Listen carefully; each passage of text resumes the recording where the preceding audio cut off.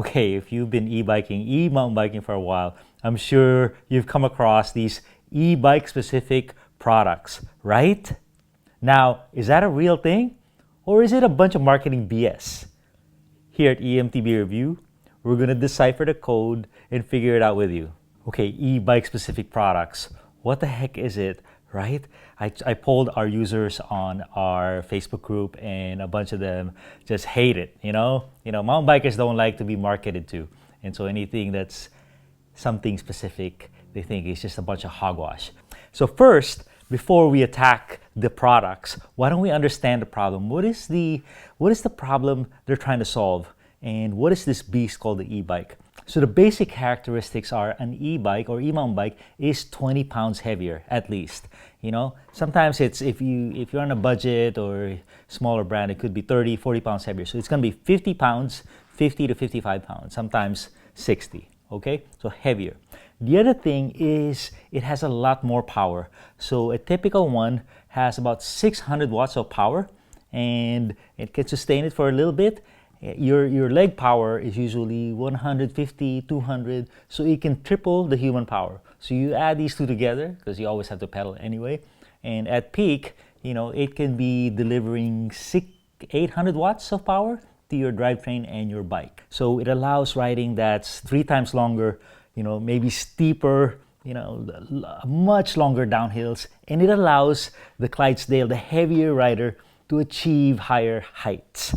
So it can put a lot of stress on the bike. The chain doesn't really backpedal because there's a one-way bearing on all these motors. Another quality is a lot more time is spent sitting and pedaling. You don't really stand up on an e-bike, because you don't need that extra torque to get over that thing.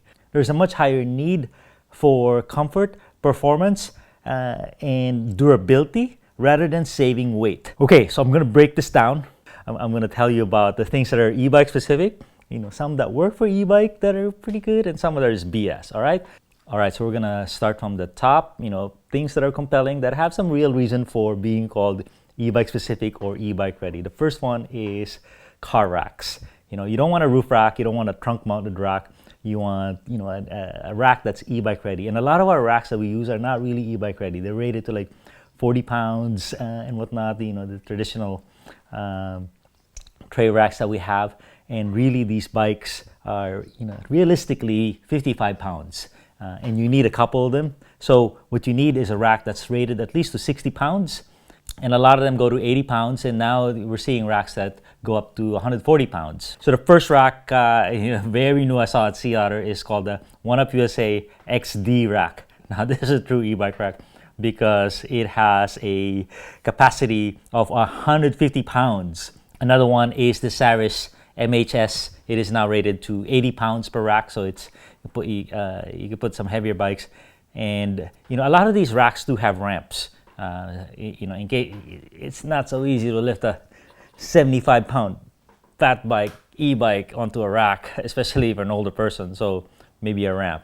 Okay, I have another one for you guys, and this actually I have a product here in the studio floor. This is what you call an e-bike bike stand. So this one is made by Enduro Engineering. It is super cool because it's fairly light, and what it does special is in your e-bike you have to lube that chain all the time, check your brakes, and your derailleur alignment has to be perfect, and it's not so easy to do on your normal rack. You have to kind of one arm lift it, lock it, and do that. So this one, you just back the front wheel here, rest the bottom bracket here, and then you can work on your chain, your drivetrain, whatever. The only thing you can't work on is your front wheel since it's holding the bike stable. Another bike stand is the new Feedback Sports HD. It's not cheap, but it's very heavy duty. On your bike stand, it works, right? But it's kind of unstable. If you have the legs pointed the wrong way, it just kind of tips over with the weight of an e-bike. So this thing has much longer legs. Everything is beefier, including all the clamps. So that's the Feedback Sports HD. And then a couple other parts that are not necessarily e-bike specific, but are perfect for e-bikes. They're made for bike shop. One is the Park Tool electric bike stand, where you just kind of set it on the seat post on the ground, and then press a button and it lifts it up for you. So super cool. Made for bike shops, are perfect for e-bikes if you work on bikes a lot. And then there's the Efficient Velo Tools bike stand. Again, it's an industrial, commercial grade bike stand where the whole thing is counterweighted. So when you actually lift the bike, it's kind of weightless because the weights will kind of offset the balance. So super cool, huh? All right, so another line of products is the Drivetrain. The Drivetrain, there is really a need for e-bike specific products. Why is that? Because all the drivetrains we're using now, for the most part, are not made for e-bikes. They're made for like a couple hundred watts and whatnot. But if you put 600, 800 watts of power into it, then it really puts a lot of stress in it. It just makes it blow up, or it wears out pretty quickly. But there's a new Shimano Link Glide system, which is only, I think, 10 speed. So what that allows is thicker chain rings, a thicker chain, a bigger jump in between gears. You know, in e-bikes, you don't really need 12 speed or 20 speed or what have you.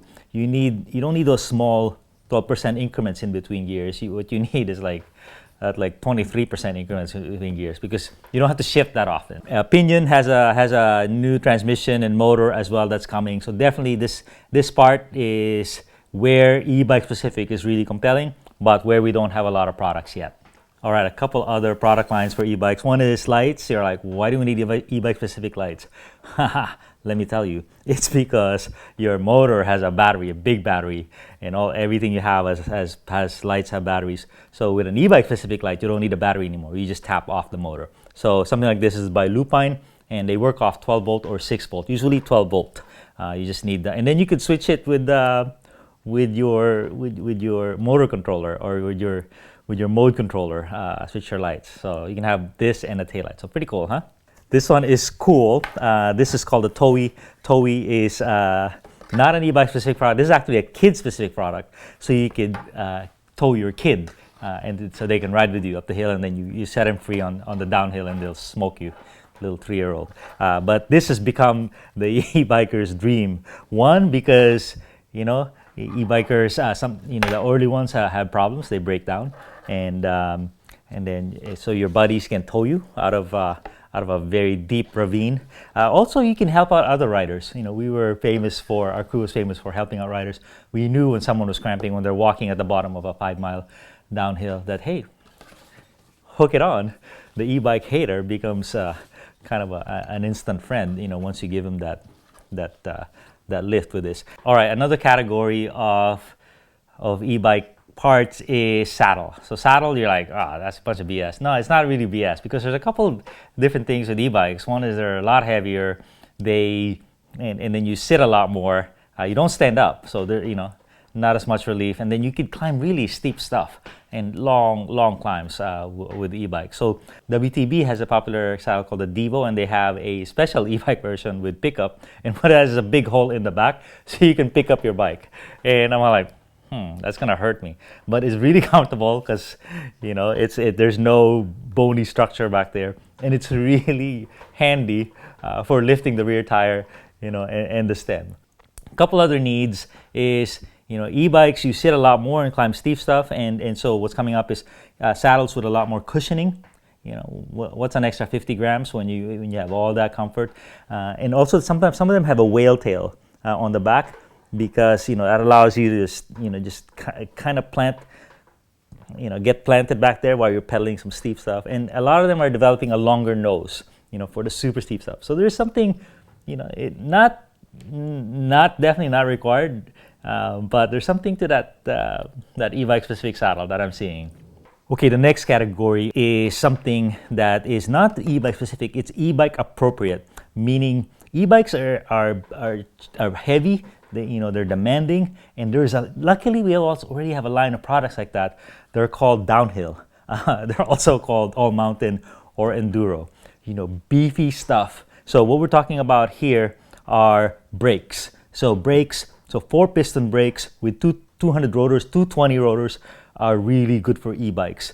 So there's a whole line of them. I'll put a link in the description, but you don't want no XC trail brakes on your big e-bike, because this is probably the most demanding. Is the bike's heavier.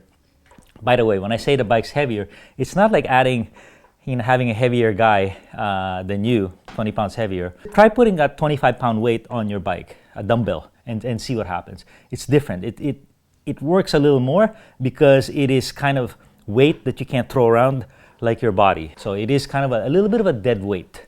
wheels need to be burly. So you don't need e-bike specific wheels, but you do need rims that can take a hit.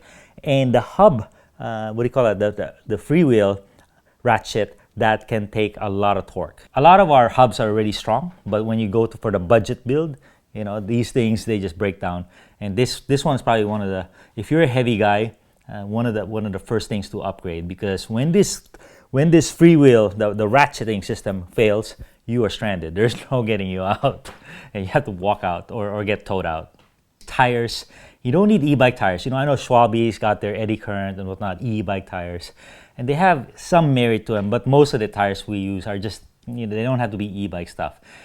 All they need to do is be strong. Downhill tires are great. You know, a lot of us use Asagai's. You know, the new downhill tire by Specialized, the Cannonball, very good for e-bikes. So you just need, you know, knobs that last a long time, a thicker casing, and weight is not as much of a concern. It can be 1,500 grams.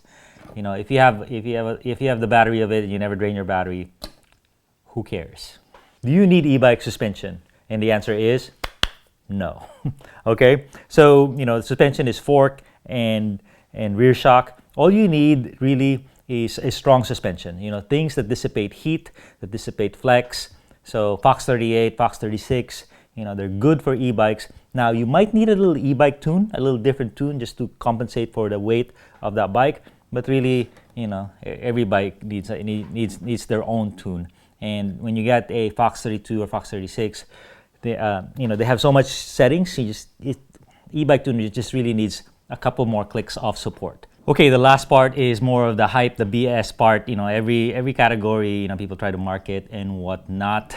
And e-bike specific apparel protection, no such thing. You know, e-bike shoes because you like kick a lot more rocks.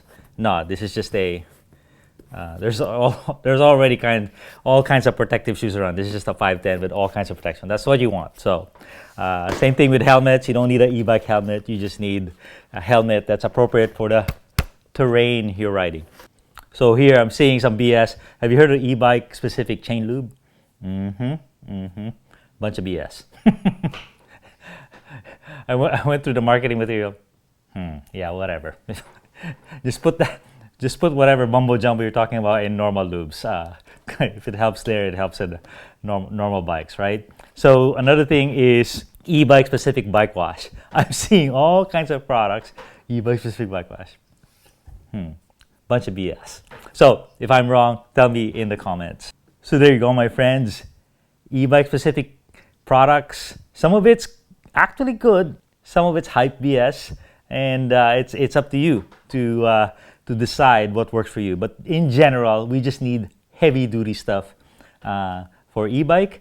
If that's what you're into, if technical stuff is what you're into, and we're all waiting on those e-bike drivetrains that should be coming. All right.